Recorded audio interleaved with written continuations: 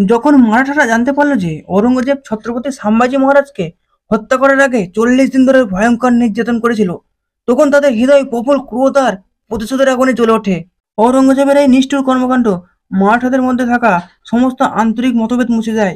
তখন তাদের সামনে কেবল একটাই লক্ষ্য বাকি ছিল, ঔরঙ্গজেব এবং মুঘল সাম্রাজ্যের বিনাশ।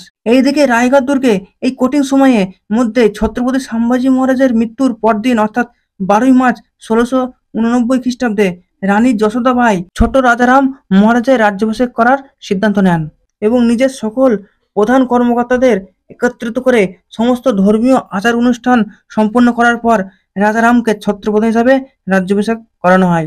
এর মাধ্যমে তারা মুঘলদের একটি কঠোর বার্তা দিলেন যে মারাঠা সাম্রাজ্য এখনো শক্তিশালী, যুদ্ধ করার ক্ষমতা রাখে, তাদের ছত্রপতি এখনো জীবিত।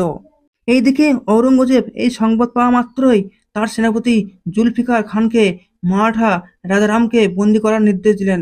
রাজধানী দুর্গ রায়গড় জয় করার লক্ষ্যে জুলফিকার খান 15,000-এর বেশি মুঘল সৈন্য নিয়ে রওনা দিল। এদিকে রাজ্যাভিষেক উপলক্ষে মারাঠারা সমগ্র শক্তি রায়গড় দুর্গে একত্রিত ছিল।